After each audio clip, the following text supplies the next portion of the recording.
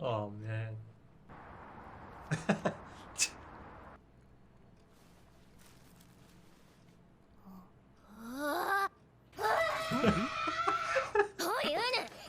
Relinquish the apple.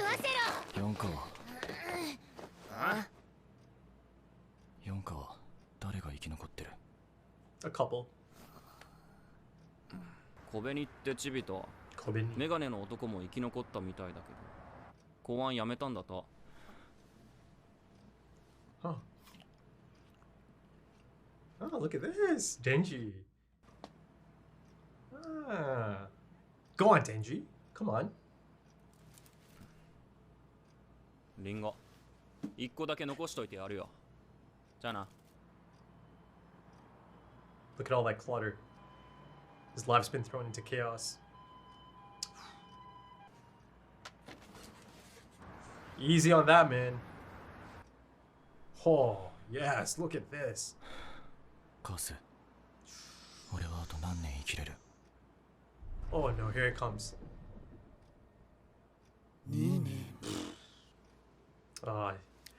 It's gonna remind him of her.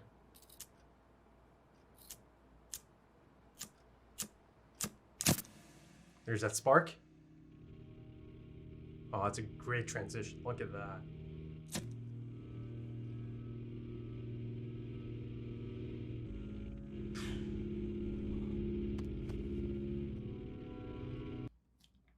You know, those smokes, that specific cigarette, it's always going to remind him of her now. Wow.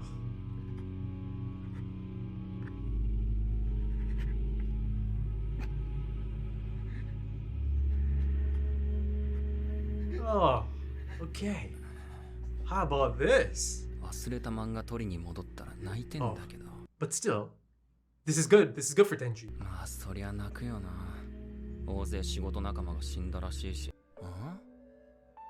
初めて友達になろうっつってくれた人なのに。俺ひどくね？パワーが死んだら泣けるか。Again. 泣けねえか。She's in a trance. Look at this. あいつが死んだら。泣けねえな。This is good. This is good for Denji to think about this. 心臓だけじゃなく、人の心までなくなっちまったのか。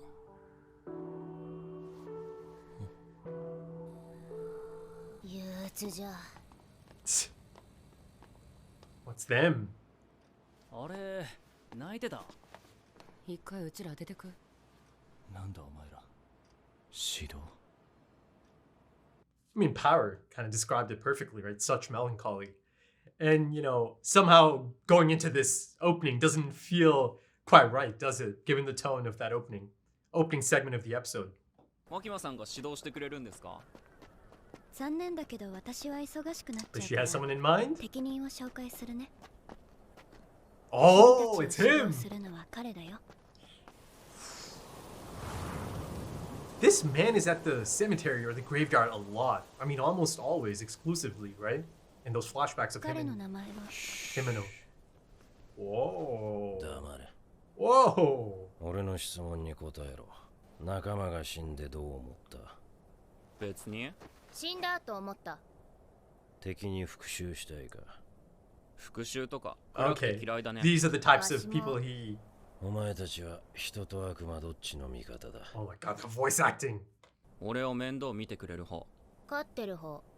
Oh, yeah, these are the right two. For sure. お前たち100点だ。 Yeah. あ These are the people he was お describing. 前たちみたいのはめったにいない。 Or the 素晴ら types of しい people.。大好きだ。じゃああとはよろしく。牧間 Now さん。 look. 俺は得意一家でデビルハンターをやってる。 Give us a name. 先生と呼ばれると気持ちよくなれるから先生と呼んでくれ。先好きなのは酒と女と悪魔を殺すことだ。 Man's got it figured out. I was just gonna say, is he about to start testing them right now? Did he just break their necks? Oh, he's a bad motherfucker. That's all right. That's for sure. お前たちの筋肉と骨の仕組みは俺たちと同じだ。 Look at this. 首の骨を折れば動けなくなる。人間様と違うのは血の匂いじゃ。 Ah. 血を飲めば復活するとこだな。 Oh, this man is going to fuck them up. Oh, wow. 俺は最強のデビルハンターだ。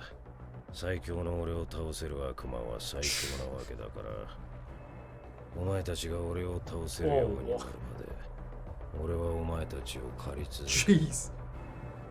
Yeah. こいつ頭が終わっておる。もデンジ、 Look at this.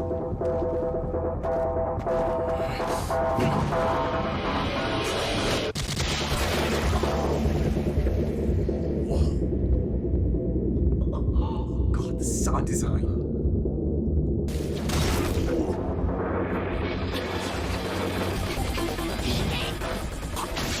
Jeez. Her throat? 二人に人権はない。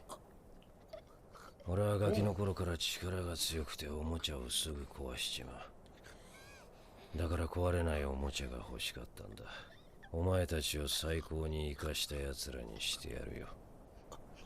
Wow. 不謹慎やけど、今回の事件でやめ時やと思いましたけど、実際 The look of 君の this, 飼う though. 人が一人民間に行ったし、やめへんならもっと強い悪魔と契約して、Yeah. 得意化に貢献してもらわなあかんみたいです。公安やめて残りの人生楽しむか、公安続けて地獄を見るか。 Oh, he's gonna stay on. 家族を殺したやつもバディを殺したやつもまだ生きてる。なのになんでやめれるんですか。 Wow. The look in his eyes. 得意化にはまともなやつはいい品から気をつけろってね。もうちょっと自分を客観的に見た方がいいですよ。 Whoa, whoa. Hold on. New character? 明日家に迎えに行くからな。 Traumatized. Oh, look, so he doesn't live at the cemetery or the graveyard. He does have a home to go back to. Huh. あのじじい強すぎじゃ。一緒に逃げるか？逃げたら公安から逃げたことになって、今度こそ本当に俺たちは悪魔扱いじゃね。 Just have to get better. Start training. あのアルチェ野郎、 The long road 俺た ahead. ちおもちゃ扱いしやがってよ。この血の匂い。 Oh, look at 来たね、アル this. チューじじい。俺たちの日常を壊すやつは死だ。超インテリ作戦 Oh, I like this look. 開始じゃ。 Ah.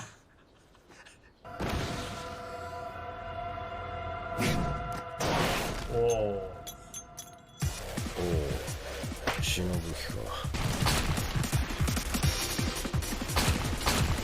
Okay, yeah.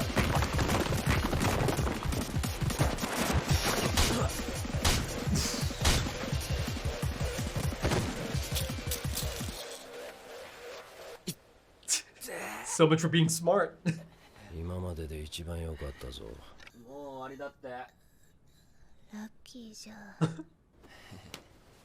Or was he just lying? Yeah. Oh, right in the forehead. God damn it. 獣が狩人の言葉を信用するな。強い悪魔と契約してもらうっちゅうことは結構むごい契約内容になると思いますけど、俺たちはアキ君をいじめたくてそんなことをするんじゃありませんよ。 Look at this. Descending 君 into は仕 hell 事に almost. 復帰したらライオンの檻に飛び込むんです。身を守る武器は必要やろ。 And you have something in mind, do you? Wow. Okay, it's some kind of prison. Oh, yes. Bit of teal and orange, of course. ここで武器を見つけましょう。 How cool. バディの妹の方です。 Ah. あらら。じゃあ殴られました？いえ。手紙をもらいました。 Ah, interesting.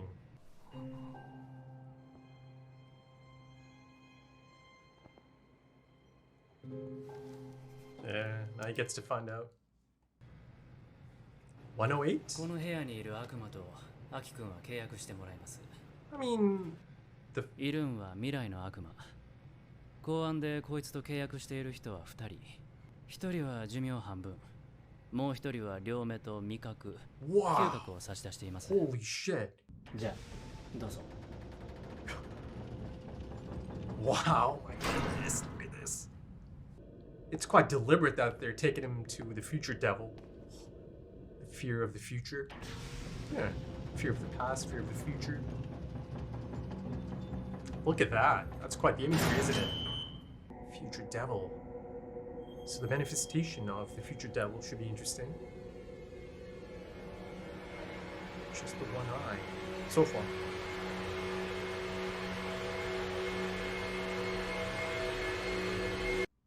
Ah, if you gaze long enough into the abyss also gazes into you. That is a chilling ending right there, folks. Chainsaw Man episode 10.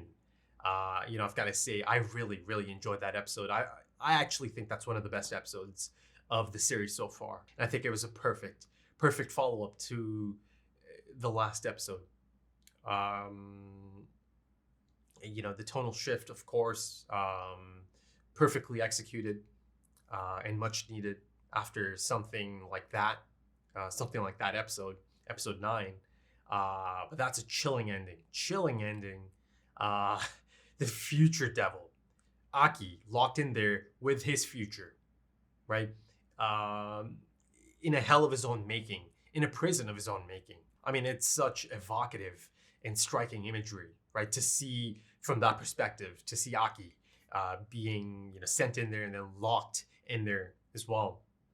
I mean, I think, in that sense, it really ends off on such a high note for the visual storytelling, the animation of this episode, and then, of course, as a whole, the entire show, the entire series, the anime. That image of just the eye, and of course the one eye motif continues as well. I feel that the dilation of that eye, it was just so telling, right? So effective. There was no need for any dialogue. There was no need for any voiceover yet for the future devil. Just looking at that eye, you could see so much, right? And I call it chilling because that is quite the reaction, isn't it? Once it does kind of get to study Aki, right? Doesn't happen immediately, but the shot lingers on that eye, and then you see there's a definitive reaction there, and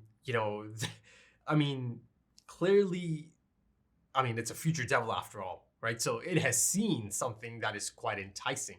It has seen something that is quite shocking, perhaps. It has seen something that is worthy of that type of reaction. But yeah, let's see if that ends up being a good thing for Aki, in terms of any potential stipulations or conditions of this contract.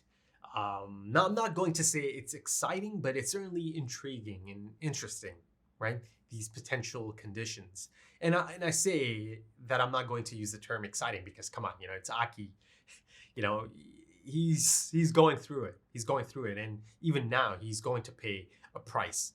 The toll has to be paid, right?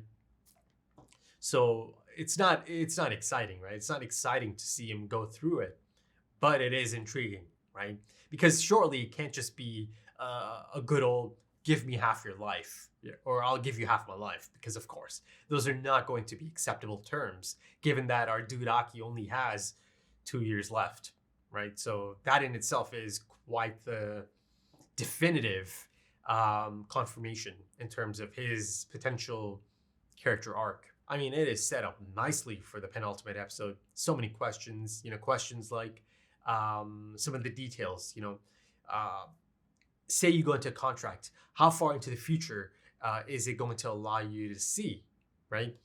Is that something that's set in stone? Is that something the future devil decides? Is it possibly something like you get to see fragments of things that happen in the future, but out of context, no lead up, right? Something along those lines. But also, there's that key moment, key detail about 2 existing members of public safety already having a contract, right? One of them gave up half their life. And that one actually could be someone I've seen already. Maybe someone like Sensei even, right? It's possible. It's possible. But the other one sounds like someone I just haven't seen yet. A character that hasn't been shown yet, right? Someone who gave up their eyesight completely and their sense of taste and smell. So let's see, maybe I get to see this public safety member, this devil hunter, I suppose, in the next 2 episodes. I mean, at the end of the day, I think it's quite clear that this is deliberate. This is kind of handpicked, quite planned out, to, specifically take Aki to the future devil, to that devil specifically, right? There's no, there's no signs of, oh, okay, let's kind of, play the field. Let's kind of go check them out. No. They take him straight to the future devil. And essentially, Tendo and the other one, they're not, behind any of this. They're essentially kind of carrying out orders. And essentially these orders are from Makima, right? As set up in the last episode. And of course, beyond that idea of equipping Aki and kind of strengthening Division 4, I think clearly Makima has some reason to have that contract in her party, essentially, through Aki. I mean, surely she's got plans for that. And I love the presentation of the final moments of that episode, or the final segment of that episode, right? Of course, as I kind of called it, descending into hell. And, that ends up being really quite adequate, doesn't it? Because holy shit, imagine the creatures down there, the devils down there, maybe a bit of inspiration from Arkham Asylum even.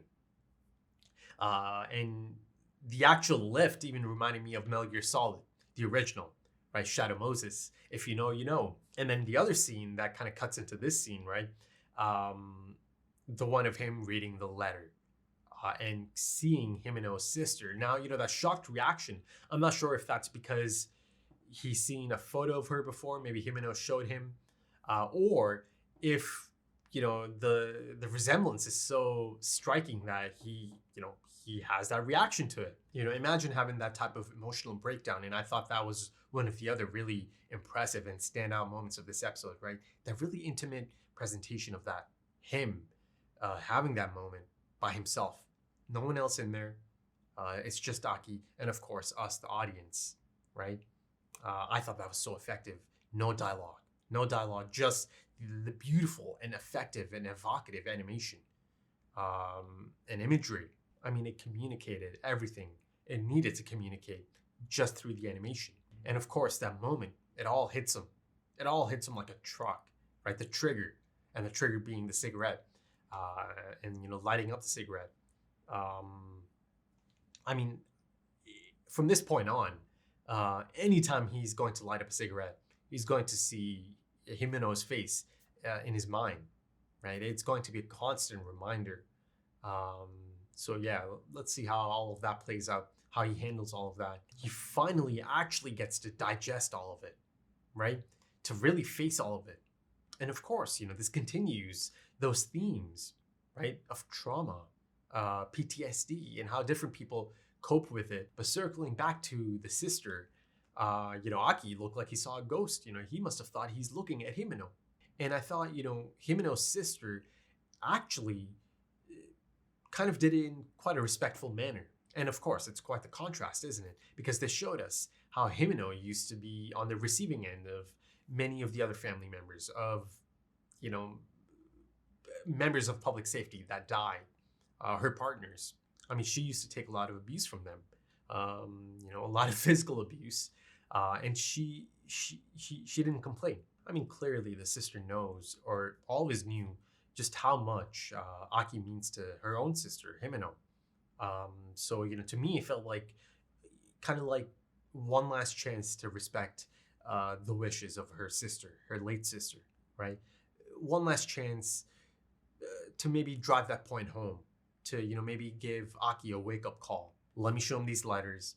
And yeah, it looks like he was just now clocking just how much he meant to Himeno, right? And I think that was another reason for this, to help him understand just how much he meant to her sister and how much she cared for him.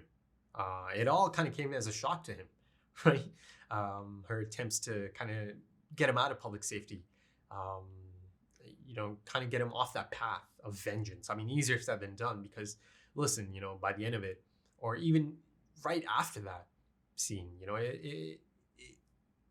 it appears that he was even more dead set on it than ever before, especially given the fact that he finds out that he only has 2 years left, right? There's no other path for this man in his mind at that moment, right? He's in too deep. And then, of course, beyond that, there is the guilt aspect as well now, right? And I'm not saying that Himeno's sister, was trying to make him feel guilty or anything, or trying to put this on him. I legitimately feel she had good intentions, that she was trying to kind of fulfill the wishes of her late sister, or give it a shot, one last shot on her behalf. But now Aki also knows that it was because of him that she stayed on, and ultimately she stayed on long enough to run into that situation as well. I mean, Aki is a great character, isn't he? That emotional breakdown, it felt so authentic, so grounded, so relatable even. And like I mentioned, around the time I first saw him, that I'm sure there's a soft interior as well. And then, of course, on the other end of that door, you have Denji, who is also having a bit of a reflective moment himself because of all of this, right? And that in itself it's massive that he's even kind of getting into that state of mind or that headspace to be able to question this, right? To be, questioning the lack of grief, to contemplate if he could possibly ever feel, for anyone, be it Power, be it Aki, be it Makima. And I thought it's such a great moment for Denji as a character and character growth.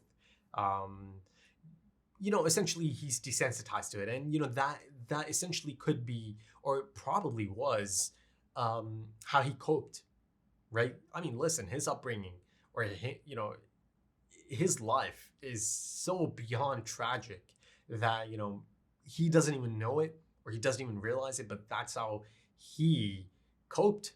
That's how he got through it, right? So he doesn't have those years of kind of facing these types of emotions, or knowing how to even face them, right?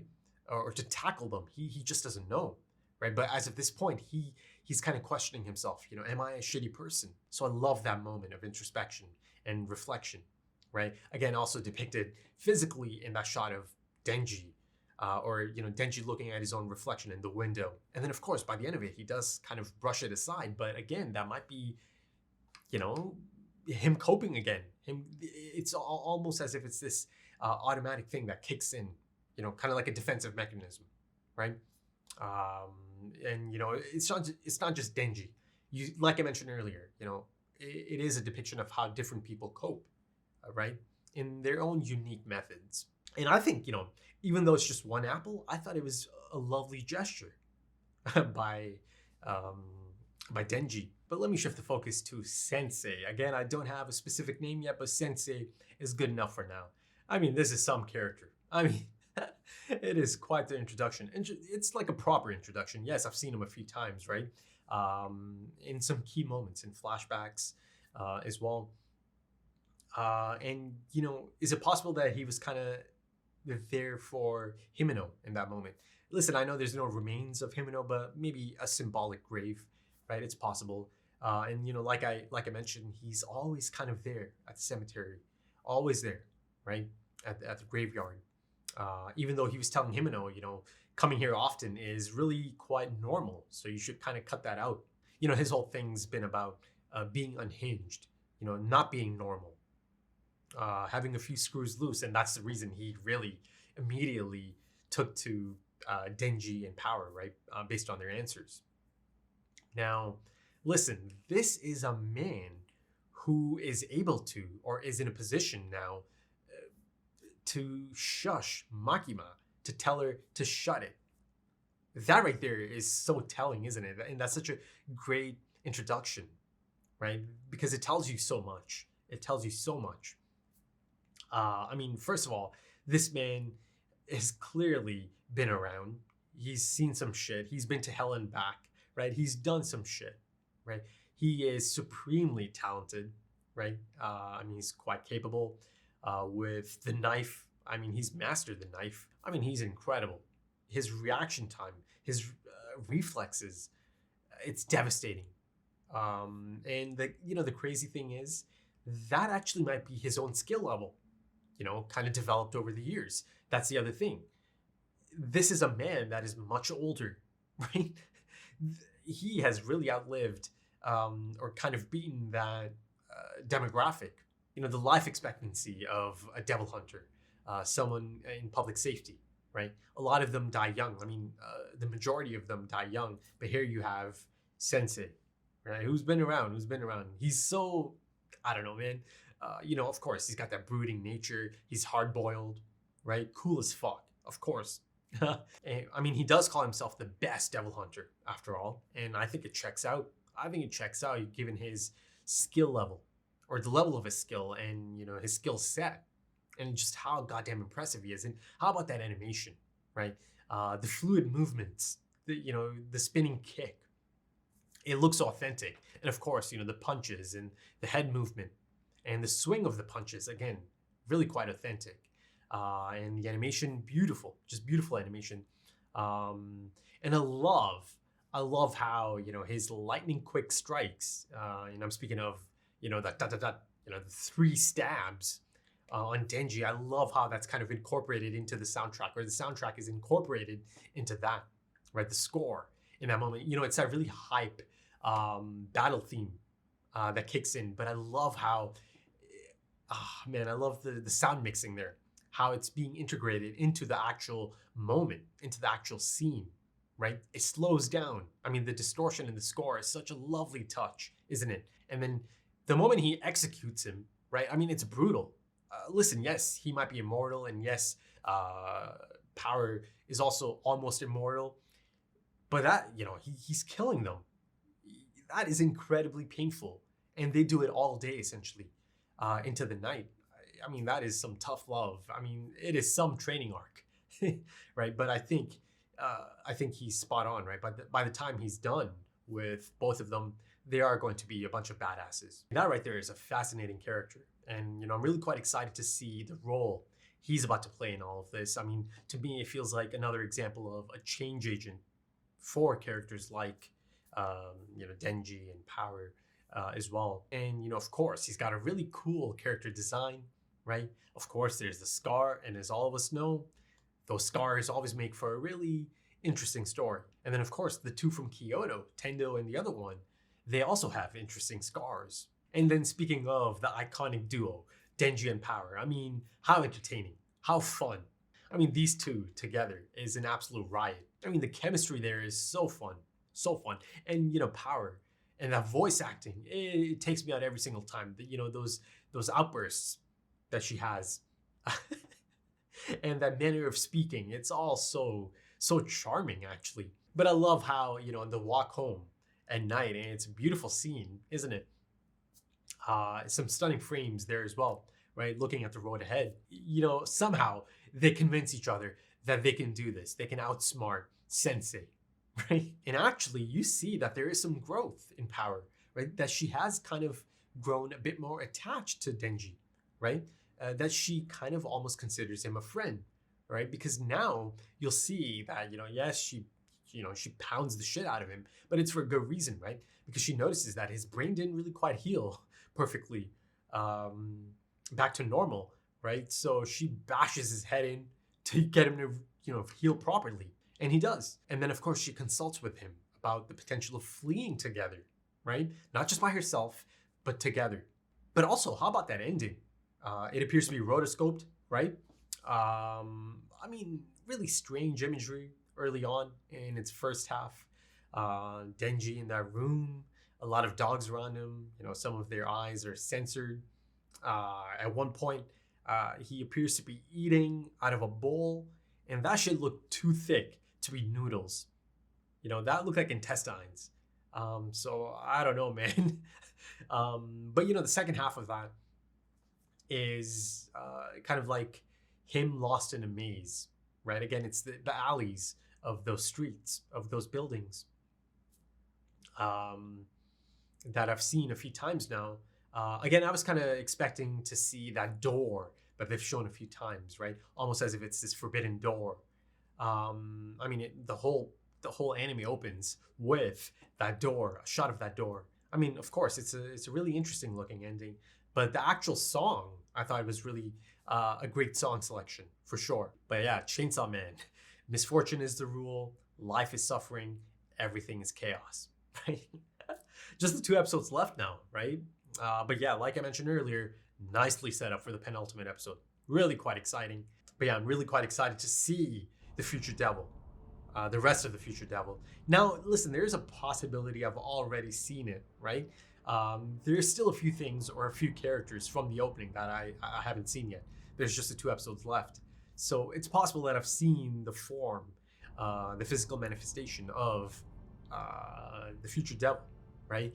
But I'll leave it at that. Right then, if you enjoyed that, consider dropping a like, consider dropping some comments, give me your thoughts. If you're interested in full opacity or perhaps full length, consider checking out the Patreon page. The links are in the description and the pinned comment. Also links to social media, if that's your thing. Right then, thank you so much for joining me, and thank you for your time, because time is precious, and I do hope to see you again soon for the next one. Until then, take it easy.